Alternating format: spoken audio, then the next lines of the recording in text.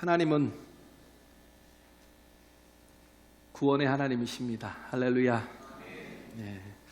오늘 본문은 두 파트로 나눠져요. 31절부터 37절까지, 38절부터 42절까지 쭉 나오는데 31절부터 37절까지 말씀하고 있는 건 뭐냐면 예수님이 진짜로 죽으셨다는 거죠.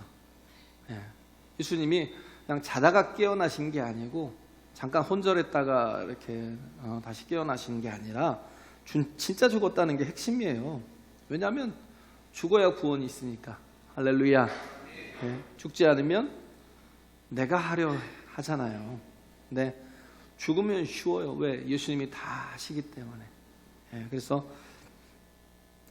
구원의 비밀은 어디에 있냐면 예수님의 죽음에 있다라는 것. 죽어야 또 우리도 함께 십자가에 못 박힌 거잖아요. 우리 죽음에 있어요. 내가 죽어야 돼요. 그래서 죽어야 부활의 능력을 경험할 수 있다라는 것. 그죠? 죽어야 예수님이 죽으셔야 부활을 경험하죠. 우리도 죽어야 부활을 경험하죠. 네 옛사람이 죽어야 되고요. 새 사람으로 거듭나야 되는 거예요. 할렐루야.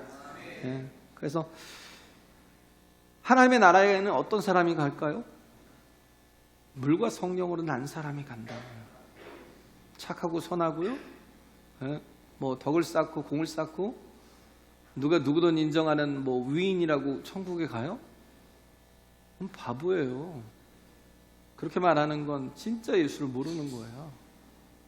천국은 누가 가냐면요, 거듭난 자가 가요. 거듭난 자가. 거듭난 자가 하나님의 나라를 볼 수도 있고요. 거듭나지 못하면 하나님 나라에 대한 소망이 없어요. 왜? 안 보이니까. 안 보이니까 그걸 향해서 나가는 게, 하나님의 나라를 향해서 나가는 게 아니라고요. 그냥 세상 풍속을 쫓아 나가는 거죠. 이생의 자랑을 쫓아 나가는 거고요. 육신의 정욕을 쫓아 나가는 거고, 안목의 정욕을 쫓아서 행하는 거죠. 그렇기 때문에 우리는 거듭나야 된다는 거예요. 거듭나기 위해서 우리가 먼저 해야 될 것은 죽어야 돼요. 내 옛사람이. 할렐루야. 옛사람이 죽어야 된다는 거예요. 그래야 부활의 능력을 경험할 수 있어요. 그리고 예수님이 죽으시면 하늘의 밀이 땅에 떨어져 썩은 거잖아요. 죽은 거예요.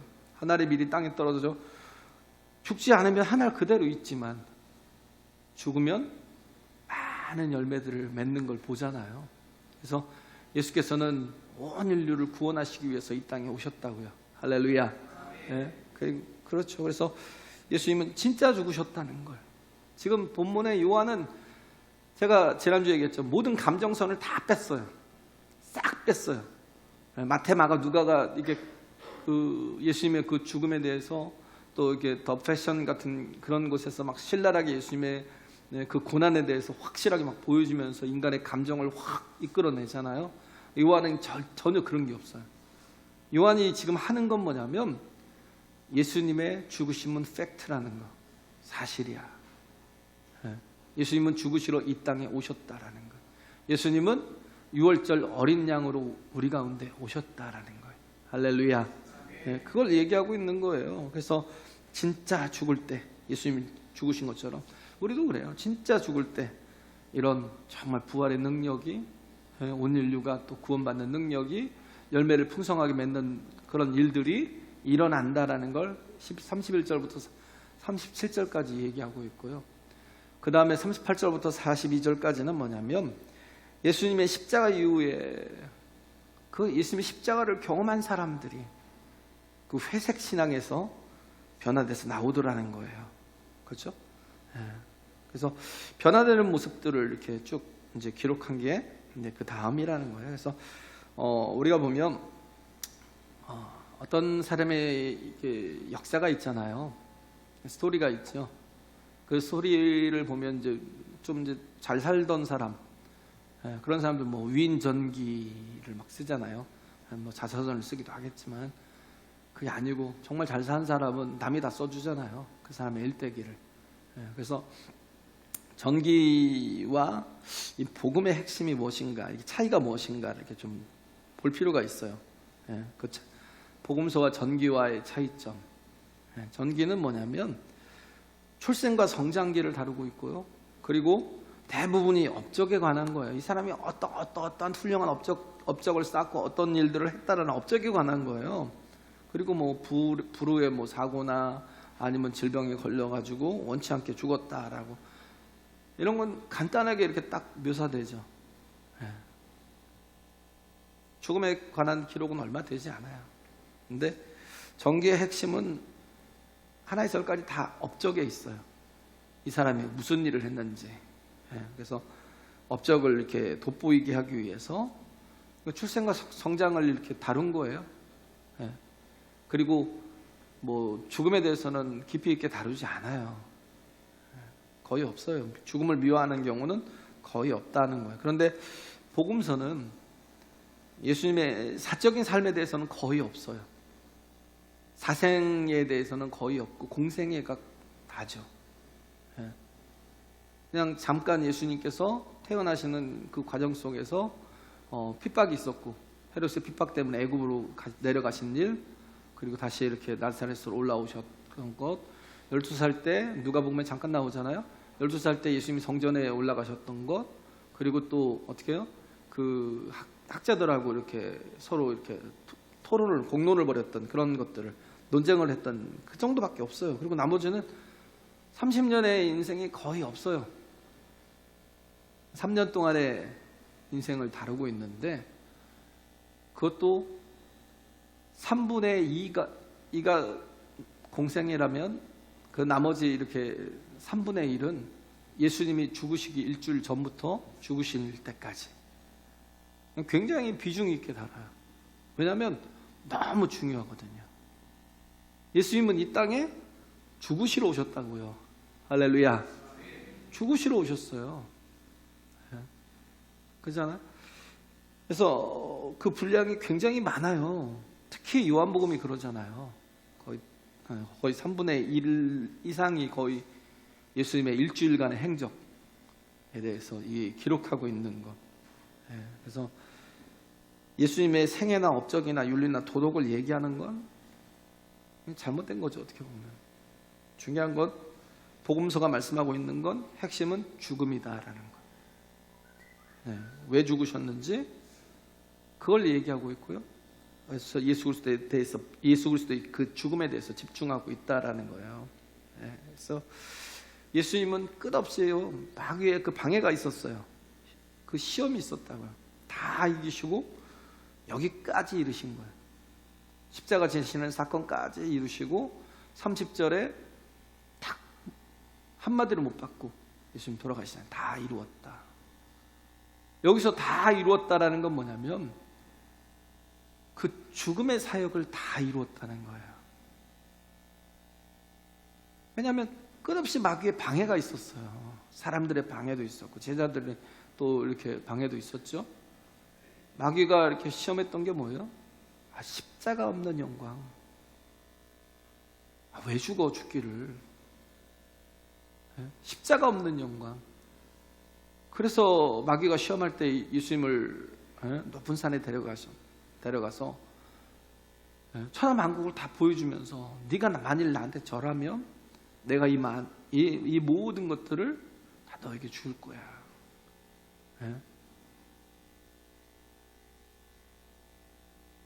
십자가 없는 영광이에요. 근데 예수님은 과감하게 거절하잖아요.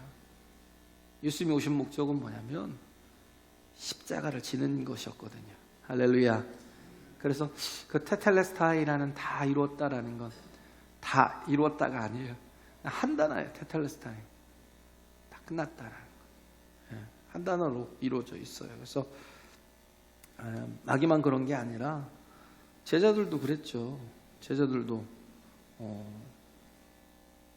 정말 그 십자가 없는 영광을 바랬던 거예요. 곧 예루살렘에 들어가면 거기서 무슨 일들이 그들 앞에 기다리고 있을지 막 가슴이 설렌 거예요. 예수님은 죽으시러 가시는데 그들의 마음에는 예수님께서 왕이 되시는 꿈을 꾸는 거예요. 그러니까 전혀 예수님과는 달랐던 거예요. 그래서 예수께서 마태복음 16장에 보면 그 가이사랴 빌립보에서 거기서 이제 예수님께서 사람들이 나를 누구라 하느냐, 너희는 나를 누구라 하느냐, 할 때 주는 그리스도시요 살아계신 하나님의 아들이십니다라고 베드로가 고백할 때 바요나 시몬아 내게 복이 있도다. 이를 내게 알게 하시는 네가 아니라 하나님이시다. 그래서 내가 너의 그 믿음의 반석 위에 내 교회를 세울 건데 음부의 권세가 결단코 이기지 못할 거야 라는 거예요. 그러면서 그 기점으로 가이사랴 빌립보에서 내려가시면서 그 기점으로 거기서부터 예수님께서 뭘 하시냐면 이제 십자가의 사역을 시작하시는 거예요. 거기에 집중해 가시는 거예요. 공생애를 거의 끝에 마치고 마태복음 16장에도 보면 거기서부터 시작이 되는 거예요. 이제 십자가 지는 사건이. 그러면서 예수님께서 그때 말씀하시잖아요. 내가 십자가를 지고 죽어야 될 것이고 그리고 사흘 만에 다시 살아나야 될 거야 라고 말할 때 주여 그리 마옵소서 결단코 그리 되지 않게 하겠습니다. 막 이렇게 베드로가 고백할 때 예수님이 뭐라고 그래요? 사탄아 내 뒤로 물러가라. 네가 나를 넘어지게 하는 자로다. 왜? 어떻게 보면 사람들은 잘 되고 흥하고 살고 뭐 이런 게 복이라고 생각하잖아요. 그죠? 막 승리하고. 근데 예수님의 가장 큰 복은 뭐였냐면 죽으시는 거였거든요. 왜? 자신이 그렇게 죽으심으로 말미암아서 어떻게 해요? 온 인류를 살리는 길을 열어주셔야 되니까. 할렐루야. 네, 그래요. 그래서 우린 정말 예수님의 길로 가는 거예요. 예수님도 우리에게 원하시는 게 뭐예요? 당신을 따라오라는 거예요. 누구든지 나를 따르려거든 자기를 부인하고 저 십자가를 지고 나를 쫓을 것이다. 예수님이 우리에게 주시는 것이 참 많이 이렇게 왜곡되어 있는 기복적인 신앙. 우리는 뭐냐면 하나님의 영광을 위해서 가는 거예요. 할렐루야. 그 영광은 십자가 없는 영광이 아니라고요. 세상이 말하는 기복적인 거 그게 아니에요. 돈 많이 벌고 좋은 집 살고 내가 많은 사람들 부리고 그런 게 영광이 아니에요. 내가 남들을 섬기고 남들을 위해서 희생하고 십자가 지고 남들을 위해서 정말 죽어지는 것 그게 하나님의 영광이에요. 할렐루야. 그래서 예수님께서 쉬운 길 가라고 안 하잖아요. 좁은 길로 가라고 그러지. 우리가 착각하는 거 너무 기복적인 신앙. 왜? 그게 사람들에게 잘 먹히니까. 선배 목사님들이 했던 게 거의 기복적인 신앙. 복음의 원색적인 것들을 증거하지 않아요. 사람들이 원하는 말씀을 주려고 그러지. 그러다 보니까 예수님 당시에 이 종교인들과 유대 종교인들과 전혀 다를 바가 없는 그런 시간들이 좀 있었던 것 같아요. 우리가 깨어 있어야죠. 우리가 해야 될 건 뭐냐면 그냥 좁은 길로 가는 거예요. 그 길이 십자가의 길이고요. 십자가 없는 영광은 없다는 걸 우리가 명심해야 된다는 거예요. 할렐루야. 네, 그래서 왜 십자가가 중요해요? 예수님이 우리를 위해서 십자가를 지고 죽으셔야만 우리가 살 수 있으니까. 할렐루야. 네, 그래요. 그래서 예수님이 십자가를 지면서 나타나는 현상이 뭐예요? 하나님과 언제나 화목이 이루어지죠. 화평이 이루어진다고요. 평강이 있다고요. 평안이 있다고요. 네? 예수님은 그래서 이 땅에 피스메이커로 오셨다고요. 예수님이 십자가를 지셔야만 되는 이유가 화목에 있고 화평에 있다는 거예요. 팔복 중에 칠복이 화평이잖아요. 심령이 가난한 자, 애통하는 자는, 온유한 자는, 의에 주리복 많은 자는, 국률이 여기는 자는, 마음이 청결한 자는, 화목해하는 자는, 의를 위하여 핍박을 받는 자는, 이렇게 있는데 화목해하는 자가 복이 있대요. 화평케 하는 자. 이 화평의 뜻이 뭐냐면, 이 평강의 뜻은 뭐냐면 제 기능을 다 하는 거예요. 이 평강이라는 건 그래요. 마음에 불안이 있으면 잘 하던 짓도 못해요. 내가 습관적으로 막 하던 평생의 일도요, 불안하면 못해요. 마음에 두려웠고 막 누가 막 쫓아온다고 느끼면 아무것도 못해요. 마음에 평강이 있는 사람만이 자기에게 주어진 모든 기능들을 다 할 수 있는 거예요. 할렐루야. 그래서 화평이라는 건 뭐냐면 우리에게 주어진 기능을 다 하는 거예요.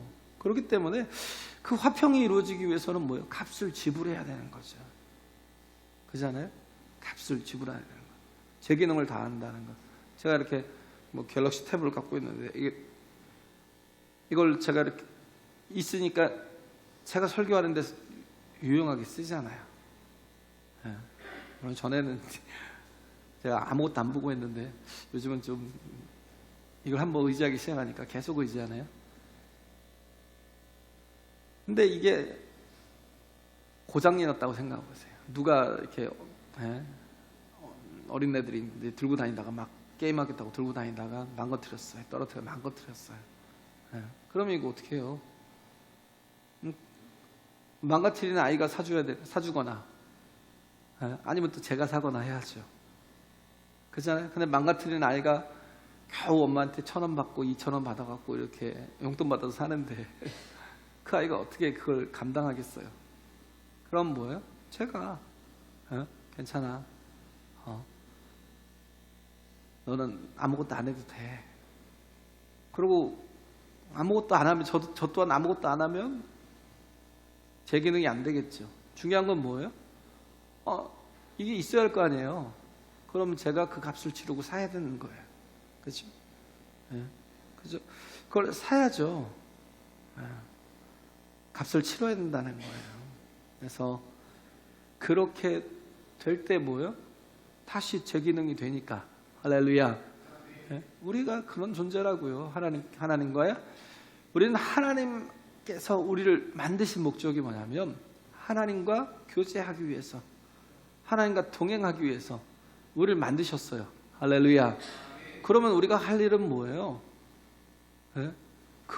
그와 온전한 화평을 이루어야 되고 화목을 이루어야 되는데, 피스 위드 갓, 하나님과 온전한 화목을 이루어야 돼. 평화를 이루어야 되는데 그 샬롬이잖아요. 샬롬. 예루살렘이 샬롬이 준비된 거잖아요. 이레와 샬롬이잖아요. 그곳에서 예수님께서 십자가 지신 거예요. 그 평강을 이루시기 위해서. 그곳이 어디예요? 모리아산이라고요. 예수님을 그 이삭을 번제로 드렸던 거, 오늘은 타작마당, 그렇죠? 다윗이 범죄하고 나서 거기서 제단을 쌓고 거기서 하나님 앞에 제사를 드릴 때 그 진노가 그쳤던 것처럼 그곳에다가 솔로몬이 성전을 세운 거고. 하나님의 평강이 어떻게 이루어져요? 십자가를 통해서. 할렐루야. 하나님과의 화평을 이루기 위해서 십자가를 지셨다는 거예요. 그래서 로마서 5장 1절에 보면 그러므로 우리가 믿음으로 의롭다 하심을 얻었은즉 우리 주 예수 그리스도로 말미암아 하나님으로 더불어 화평을 누리자. 예수 그리스도로 말미암아서 하나님으로 더불어 화평을 누릴 수 있다는 거예요. 그래서 하나님과 온전한 화평을 누릴 수 있는 방법은 뭐냐면 예수님이 십자가를 지심으로 대가를 치러 주셔야 되는 거예요. 할렐루야. 그래요. 그래서 화평을 이루기 위해서는 값을 치러야 된다는 거죠. 값이 치러져야 되는데, 그런데 내가 그 값을 치르면 우리 죄의 값은 뭐예요? 죄의 삭은 사망이잖아요. 그럼 뭐예요? 그냥 내가 죽고 내가 지옥 가고 그래야 끝나는 거잖아요. 무슨 소망이 있어요? 무슨 반전이 있겠어요? 왜? 내가 죽어야 되고 죄의 삭은 사망이니까 내가 죽어야 되고 그리고 내가 지옥에 가야죠. 그럼 망하는 거잖아요. 그럼 끝나는 거잖아요. 근데 내가 책임질 수 없는 것을, 그렇죠? 예수님께서 그 값을 대신 치루어 주셨다라는 것. 그것이 십자가고 대신 죽어 주신 것이다라는 거예요. 할렐루야. 그래서 우리는 그 값으로 사심받은 존재라고. 복음이 그거잖아요. 사심받은 존재라는 거. 그래서 우리가 화평케 하는 자로 또 이 땅에 예수님이 우리를 심으셨죠. 그렇죠? 우리의 사명이 뭐예요? 우리의 사명은 하나예요. 그냥 평안을 끼치는 거. 할렐루야. 사람들에게 이 평안을 나누는 거. 그죠?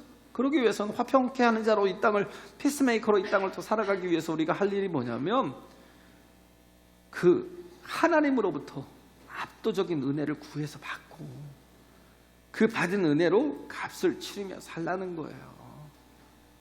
그래야 진정한 피스메이커가 될 수 있다는 겁니다. 할렐루야. 네? 그래서 우린 선교를 가는 거예요. 네? 하나님의 압도적인 은혜를 받아가지고 선교를 가서 값을 치르는 거예요. 또 많은 영혼들을 살리기 위해서 거기에 목숨 걸고 사는 거예요. 네? 그런 사람들이 세상에 들어가야 화평이 이루어진다고요. 할렐루야. 네? 그래서 피스메이커는 입으로 하는 게 아니에요.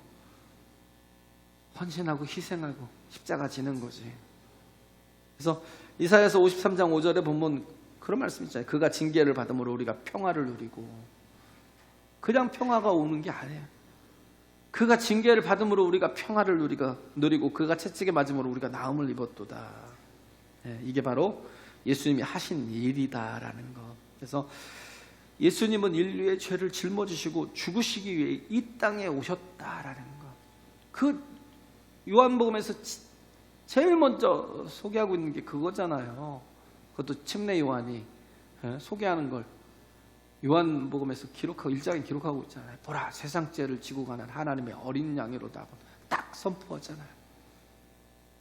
예수님이 이 땅에 오신 목적이 어린 양으로 오셨다는, 6월절 어린 양으로.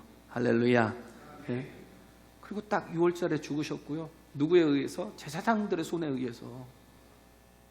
이건 다 보면 참 사람들은 자기 기득권을 지키려고 악하게 한 거지만 그 모든 일들을 이끄시는 일은 누구냐면 하나님이시라고요. 할렐루야. 하나님이 하신 일이에요. 제사장들에 의해서 예수님 죽으신 거예요. 네, 그래서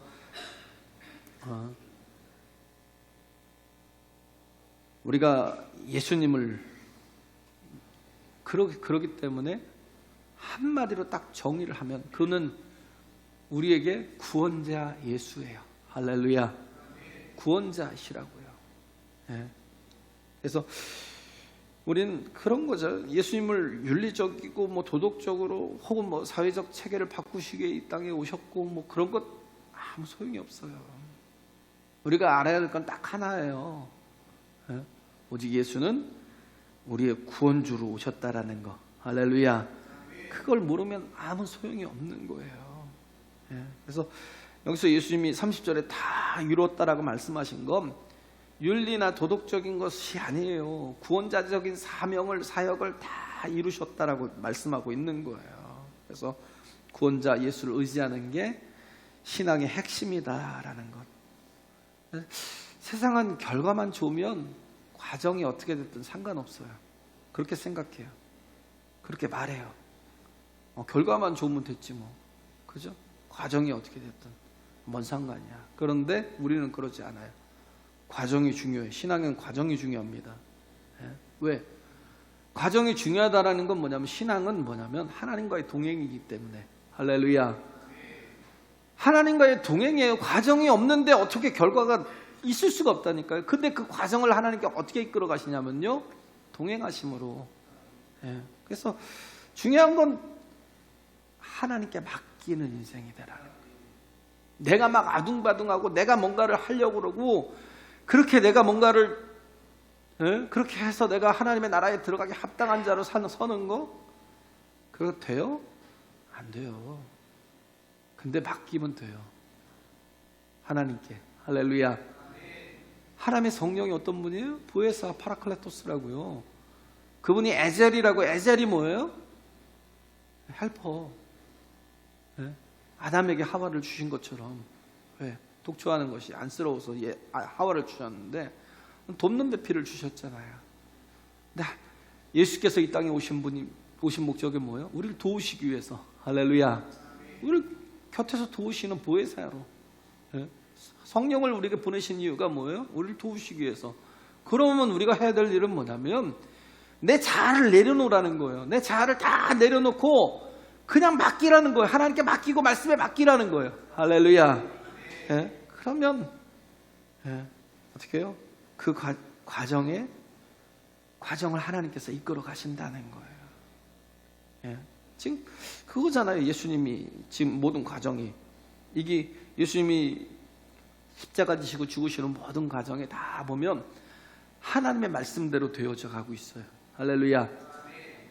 예수님의 가상칠언도 그러고 십자가에서 일곱 마디 하신 그 모든 것도 그러면 말씀 한마디 한마디가 다 뭐예요?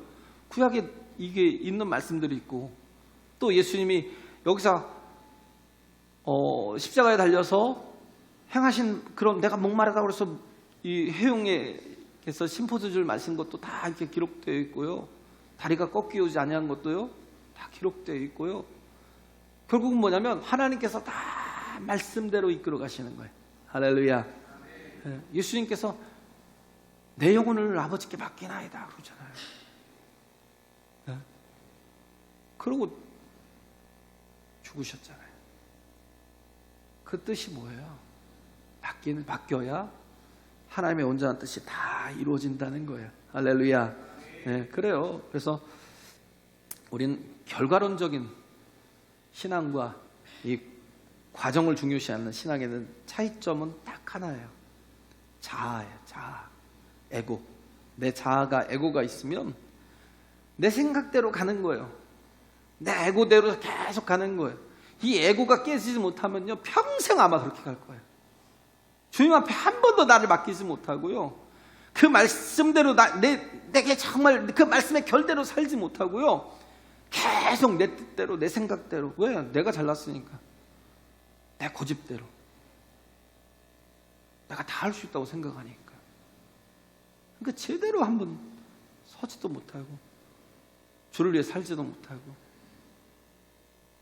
그냥 무슨 환경에 있든지 환경, 여건, 조건, 상황 다 상관없어요. 내가 말씀대로 살겠습니다고 나를 맡기면 돼요. 근데요, 한 번 못 맡기면 두 번 못 맡기고, 두 번 못 맡기면 그 다음에 또 못해요. 신기해요. 꼭 상황이, 조건이 다 그렇게 만들어가요.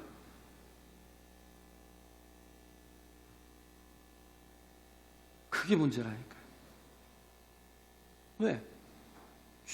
그 문제는 나라니까요. 나. 상황이나 조건이나 환경이나 막 여건이 그렇게 돼서 막 어쩔 수 없이 그렇게 가는 게 아니라니까요. 그냥 흘러가는 거예요. 왜? 생명이 없으니까. 생명이 있으면 물을 거슬러 올라가겠죠. 그 모든 걸 다 초월하겠죠. 내 자아가 살아있으면요, 말씀대로 절대 못 살아요. 절대. 여기서 예수님이 말씀대로 이루신 거잖아요. 말씀대로 이루신 건 뭐냐면 예수님이 그냥 자아가 다 죽어진 거예요. 하나님께 다 맡긴 거예요. 아버지 원대로 되기를 원하나이다라고 고백하는 건 그렇게 하나님께 다 맡겨진 인생이니까 하나님께서 말씀대로 끌고 가시는 거예요. 그래서 나는 죽고 예수로 산다는 건요, 말씀 따라 가는 존재가 되는 거예요. 할렐루야. 그래서 우리 인생에서 제일 큰 원수는 나예요. 나. 진짜 자아가 강한 건 자랑이 아니에요. 고집이 강한 건 그건 뭐냐면 완악한 거예요. 강팍한 거예요. 내려놓을 수 없는 거예요. 그게 내게 가장 큰 원수가 될 수 있다는 거. 자아는 내 힘 가지고 안 되면 좌절하잖아요. 그죠? 왜? 그냥 내 힘대로 하려고 하다 보니까 늘 부딪히거든요. 한계가 있으니까. 좌절해요. 근데 내가 하는 게 아니고 내 안에서 예수님께서 한다고 그러면 모든 일에 좌절할 필요가 없잖아요. 왜? 목회도 뭐 제가 해요? 네? 저도 그래요. 막 안달복달하고 막 왜 이렇게 힘들지? 왜 이렇게 어렵지? 그럼 가만히 보면 다 내가 하려고 하는 것 때문에. 목회는 내가 하는 게 아니고 하나님이 하시는 거지. 할렐루야.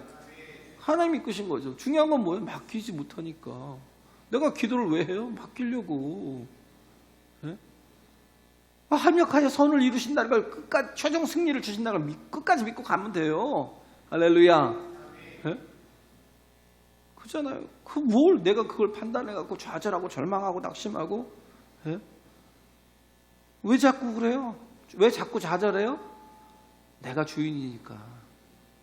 네. 자꾸 내 계획대로, 내 힘대로, 내 스케줄대로 하려고 하다 보니까 그런 거예요. 또 뭔가를 이루면요, 뭔가가 실현이 되면 자아가 살아있는 사람은요, 자기 힘으로 이뤘다고 생각하니까 교만해져요. 되게 교만해져요. 내가 한번 뜻하면 못하는 일이 없어. 제일 무서운 말이에요. 정말 하나님 앞에 깨져야 될 거예요. 그래서 정말 우리에게 필요한 건 뭐냐면, 교만도 얼마나, 정말 교만이 가장 큰 악이에요. 그죠? 교만. 그래서 하나님은 겸손한 자를 에게 은혜를 베푸시지만 교만한 자는 대적하신다니까요. 그래서 자아대로 뭔가를 막 이루어가고 거기 그 뜻대로 잘 되면, 그러면 결국은 나중에는 교만으로 하나님의 대적자가 됩니다. 대적자. 그래서 어떻게 보면 내 뜻이 하나님 앞에서 자꾸 거절되는 것, 그게 모든 것의 약이 될 수 있어요. 예수님처럼 내 뜻대로 마옵시고 아버지의 뜻대로 되길 원하나이다. 할렐루야. 예수님도 알거든요. 본인도 육신을 입고 이 땅에 오셨으니까 자신도 십자가 지는 게 얼마나 힘들어요. 근데 그 뜻대로 안 된다는 걸 아니까, 거절되는 걸 아니까 예수님은 뭐예요? 내 뜻대로 마옵시고 아버지의 뜻대로 되길 원하나이다 고백하잖아요. 그래서 자아가 원수이기 때문에 그 자아가 십자가에 못 박혀야 되는 거예요. 할렐루야. 그래서 고린도전서 1장에 보세요. 하나님이 부르신 자들이 어떤 자들이에요? 1장 26절, 1장 거의 전체가 다 그러지만, 거기에 보면 너희 형제들아 너희를 부르심을 보라. 육체를 따라 지혜 있는 자가 많지 않고 능한 자가 많지 아니하며 문벌 좋은 자가 많지 아니하도다. 그러나 하나님께서 세상에 미련한 것들을 택하사 지혜 있는 자들을 부끄럽게 하려 하시고, 세상에 약한 것들을 택하사 강한 것들을 부끄럽게 하려 하시며, 하나님께서 세상에 천한 것들과 멸시받는 것들과 없는 것들을 택하사 있는 것들을 패하려 하시나니, 이는 아무 육체라도 하나님 앞에서 자랑하지 못하게 하려 하심이라. 할렐루야. 이거 뭐예요? 팔복에 다 나온 거예요. 심령이 파산한 사람들이에요. 가난한 자들, 못 배운 자들, 그잖아요. 연약한 자들, 그잖아요. 질병이 있고 연약한 자들, 뭐 너무 가난하고, 그냥 그때 하루하루 끼니조차도 제대로 때울 수 없는 사람들, 배우지 못해가지고 정말 학문이 없어서 무시당하는 영혼들, 그 뭐예요? 심령이 가난한 자예요. 그런 사람들이. 그런데 예수님은 뭐라고 그래요? 그런 자가 복이 있다는 거예요. 심령이 파산한 영혼이 복이 있다는 거예요. 왜? 그런 사람을 하나님 쓰시니까. 할렐루야. 내 자아가 살아있는 영혼이 아니라. 그래서 뭐예요? 애통하는 자들은 뭐예요? 가망성이 없는 거예요. 가망 없는 막다른 골목에 딱 다다른 거예요. 절벽 끝에 서 있는 거예요. 할 수 있는 것이라고는 뭐밖에 없어요? 애통하는 것밖에 없는 거예요. 애통하는 자가 복이 있다라고. 솔직히 우리 보면 말도 안 되는 것 같잖아요. 왜 말이 돼요? 하나님이 그런 자를 사랑하시고 위로하시고 그런 자에게 힘을 줘서 그런 자를 사용하시니까. 할렐루야. 하나님이 없으면 심령이 그냥 가난한 자가 무슨 복이에요? 저주지. 애통하는 자가 뭐가 복이에요? 하나님이 없으면 저주지. 그러니까 뭐예요? 맡기는 거예요. 맡기는 자가 어떤 자예요? 온유한 자. 온유한 자는요, 내가 내 인생을 사는 게 아니에요. 하나님께 맡겨진 인생이지. 할렐루야. 온유라는 건 그거를 뜻이에요. 내가 내 힘 가지고 살겠다는 게 아니라 맡기는 거예요. 길들여진 야생마 같은 것. 정말 야생마 같이 길러진 말이 아닌 그런 아주 힘 있는 말인데, 근데 그게 길들여지면 얼마나 강하게 쓰임 받겠냐. 그게 온유함이거든요. 그게 온유함. 맡겨진 거예요.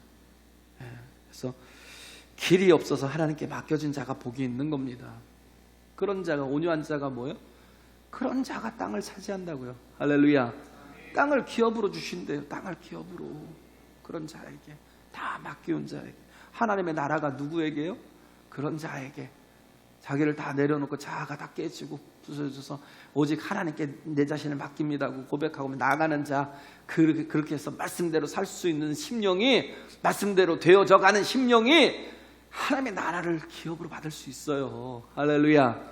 이 땅에서도 하나님의 나라가 우리를 통해서 확장돼 가는 거예요. 우리가 선교를 가는 이유가 땅끝까지 뭐예요? 하나님의 나라를 확장시키려고.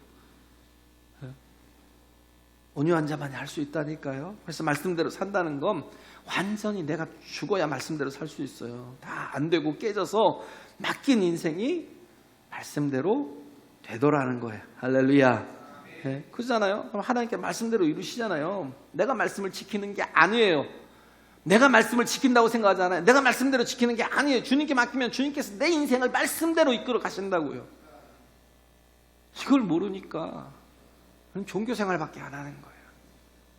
동행이 안 돼요. 컴패니가 안 된다니까요. 하나님과의 동행이 절대 안 돼요.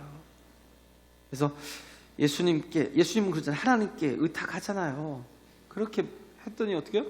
말씀대로 사라지더라는 거예요. 할렐루야. 과거 구약의 약속들의 그 사소한 것까지도 다 이루고 성취하시더라는 거. 그걸 지금 요한이 증거하고 있는 거라니까요. 우리 인생도요, 말씀대로 살겠다고 찾아다니는 게 아니라 하나님께 맡기면 하나님께서 내 삶을 통해서 말씀을 성취해 주셔요. 할렐루야. 네, 그래요. 하나님의 뜻이 이루어지는 인생이 온유한 인생이라고요. 31절에 보면 이날은 예비일이라 유대인들은 그 안식일이 큰 날이므로 그 안식일에 시체들을 십자가에 두지 아니하려 하여 빌라도에게 그들의 다리를 꺾어 시체를 치워달라 하니. 네, 신명기 21장 23절에 보면 그 시체를 나무 위에 밤새도록 두지 말고 당일에 장사하여. 네? 원래 십자가에 달리면요 하루에 안 죽어요. 어떤 사람은 3일까지도 가는 사람도 있대요. 하루에 못 죽어서 잔인하게 죽이는 거예요. 왜? 그냥 죽을 때까지 계속 고통 가운데, 고통을 당하다 또 까무러치고, 고통을 당하다 또 까무러치고, 깨면 또 고통을 당하고, 그러다 또 까무러치고. 네? 그렇게 만드는 거거든요. 근데 3일까지는 저도 모르겠어요. 가겠어요? 3일까지는? 근데 계속 죽어가고 있는 거죠.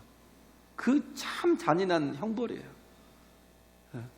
그런 거거든요. 근데 6월, 이제 또 안식일에 그 6월절을 지키기 위해서, 혹은 또 그잖아요. 예비일이잖아요. 안식일을 지키기 위해서. 이들은 그래서 예수님의 시체를 내려달라고 하는 거예요. 그러니까 그들이 하는 게 뭐냐면 다리를 꺾어달라고 그러는 거죠. 왜 다리를 꺾냐면요, 이게 몸이 버티지 못하고 이게 자꾸 찢어지니까 너무 고통스러운 거예요. 손발이 찢어지면 손으로 거의 버티잖아요. 이게 고통스럽잖아요. 그러면 힘을 쭉 빼고 처지잖아요. 처지면 뭐냐면 숨을 못 쉬거든요. 숨을 못 쉬면 다시 다리에 힘을 주고 어떻게 해요? 이 폐가 이게 마비가 되는 거예요. 그러니까 그 숨을 못 쉬는 것 때문에 다시 다리에 힘을 주고 그러면 고통스럽잖아요. 예? 그렇게 해서 숨 한 번 쉬고 또 고통스러우니까 처지고, 근데 숨을 못 쉬니까 또 올라와야 되니까 다리를 꺾잖아요. 다리를 어떻게 꺾냐면요, 몽둥이를 가지고 여기를 쳐버리는 거예요. 그러면 다리가 이게 이렇게 굽혀지잖아요. 근데 여기를 쳐버리면 여기서 이렇게 꺾인다는 거예요. 꺾어버리는 거예요. 그럼 어떻게 해요? 다리로 힘을 쓸 수가 없어요. 그러니까요, 그렇게 죽이는 거예요. 바로 죽게 만드는 거예요. 원래 십자가는 길게 자기가 죽을 때까지 고통을 당하게 만드는 건데, 안식일을 또 지키려고 다리를 꺾는 거예요. 근데 예수님 앞에 왔는데 그 양쪽 강도들에게 다리를 다 꺾고 왔는데 예수님 벌써 죽으신 거죠. 이게 뭐예요? 예언이라니까요. 하나님의 예언. 그래서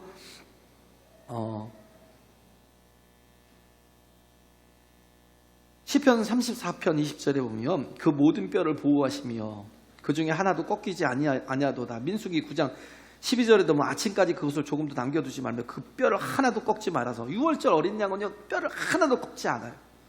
출애굽기 이제 12장에도 보면 그러잖아요. 12장 46절에도 보면 꺾지 않아요. 하나도 꺾지 않아요. 그걸 예수님은 어떻게 해요? 6시간 만에 죽으심으로 말미암아서 꺾기움을 당하지 않은 거예요. 그래서 어떻게 보면 이게 별것도 아닌 일이 같지만, 근데 하나님의 예언된 모든 것, 사소한 것까지도, 구약의 사소한 모든 것들까지도요 다 이루어지고 성취되는 걸 보잖아요. 그죠? 그래서 31절부터 37절에 나오는 말씀의 핵심이 뭐냐면, 말씀이 이루어지기 위해서는 온전히 맡기라는 거예요. 할렐루야. 네, 맡기면 나를 통해서 하나님께서 모든 일들을 다 이루어 가신다는 거예요. 너희는 먼저 그의 나라와 의를 구하라. 그러면 이 모든 것을 너희가 다 도와주리라. 이게 그의 나라와 의를 구하면 너희 필요한 모든 걸 다 해줄게, 이 뜻도 있어요. 근데 이것보다 더 중요한 게 뭔지 아세요? 그의 나라와 의를 구하면 하나님이 원하시는 모든 것들이 다 더해진다는 거예요. 할렐루야. 말씀이 막 이루어지고 성취되는 걸 볼 수 있다는 거예요. 네? 그걸 얘기하는 거예요. 그 다음에 십자가를 만날 때 커밍아웃이 된다는 거죠. 아리마대 요셉과 니고데모에 대해서 얘기하는데, 이 사람들은 두려워서 숨어서 믿은 사람들이에요. 하나님이 은혜를 주셨는데 그 은혜의 자리를, 그렇잖아요. 우리가 뭔가 이렇게 좋은 직장을 얻고 뭐 좋은 자리를 얻고 하나님의 은혜로 주셨는데 결국은 뭐냐면 그 자리를 지키겠다고 하나님을 떠나는 사람들, 네, 많죠. 그런 사람들 많잖아요. 하나님의 은혜로 직장도 잘 가서 또 잘 됐는데 그거 지키겠다고, 그 자리 지키겠다고 하나님을 떠나는 사람들 많거든요. 근데 아리마대 요셉과 이 니고데모는 그 사내들인 공의 그 의원들이잖아요. 자기를 드러내면 어떻게 해요? 유대교에서 축출을 당해요. 쫓겨날 뿐만 아니라 죽어요. 잘못하면 핍박을 받는다고요. 근데도 불구하고 이들이 경험했던 게 뭐냐? 예수 그리스도의 십자가. 네? 니고데모는 밤중에 몰래 찾아왔잖아요. 사람들의 눈에 안 띄려고. 근데 와서 물었는데 그냥 당신은 정말 하나님이 아니면 이런 일들 할 수 없습니다. 그러고 있는데 예수님이 바로 던져버리잖아요. 거듭나야 돼. 거듭나야 하나님 나라가 보여. 하나님 나라에 들어갈 수가 있어. 네? 어떻게 해서 거듭납니까? 네? 물과 성령으로 나야 된다. 그러면서 얘기하잖아요. 모세가 광야에서 뱀을 든 것 같이 인자도 들려야 하리니. 바로 나와요. 요한복음 3장에 보면 내가 이를 위해서 왔다는 거예요. 이걸 본 거예요. 니고데모가 보고요. 거기서 예수님의 그 십자가가 뭔가를, 모세가 광야에서 뱀을 든 것이 무엇인가를 완전히 깨달은 거예요. 아리마대 요셉도 그러고 니고데모도 그러고. 그러니까 어떻게 해요? 자기들을 더 이상 감추지 않고 드러내는 거예요. 왜? 예수님이 구원자이시니까. 할렐루야. 예수님이 예? 지금 이 모든 것들은 다 예수님이 말씀대로 이루어져 가는 거니까. 우린 동화 같은 결말들을 원하잖아요. 예수 믿었더니 행복하게 잘 살게 되었더라. 예? 예수 믿었더니 핍박을 받았더라. 예수 믿었더니 순교를 당하더라. 예수 믿었더니 망하게 되었더라. 이런 것들은 못 받아들여요. 얼마나 많아요. 예루살렘에서 그 핍박을 받아갖고 다 뿔뿔이 흩어진 게 디아스포라가 여기서부터 시작된 거잖아요. 그러고 나서 이제 주 70년 디도 장군에게 또 예루살렘이 전체적인 전멸을 당하고, 그러면서 또 이렇게 흩어지고, 그러면 복음이 또 이렇게 증거되고 나가서 우리가 해야 될 건 뭐냐면 빛과 소금이 되는 거예요. 할렐루야. 빛과 소금의 전제는 뭐냐면 세상의 화해자로, 화목을 이루는 자로 서야 되는 건데, 그러기 위해서는 뭐예요? 소금처럼 녹아져야 되거든요. 내가 죽어져야 되거든요. 그렇죠? 그래서 우리는 그러죠. 화평케 하는 자가 칠복이잖아요. 그렇게 하기 위해서 우리가 해야 될 게 바로 팔복이에요. 그 다음 나오는 게 뭐예요? 의를 위하여 핍박을 받고 죽임을 당하는 자. 할렐루야. 이런 자가 복이 있다라는 거. 결국은 뭐예요? 화목하기 위해서는 값을 지불하라는 거예요. 그러니까 복음을 제대로 알지 못하면 동화 같은 얘기만 할 거예요. 동화 같은 꿈만 꿀 거예요. 근데 우리가 해야 될 건 뭐 자꾸 대가를 지불하는 거예요. 내가 죽어지고 썩어지고 내가 하나님 앞에 드려지는 거예요. 그런 인생이 될 때 나를 통해서 화목을 이루는, 세상이 하나님과 화목을 이루는 모습들을 볼 수 있을 것이다라는 거예요. 할렐루야. 죄송합니다. 오늘 최고 긴 설교를 한 것 같아요. 우리 같이 찬양하겠습니다.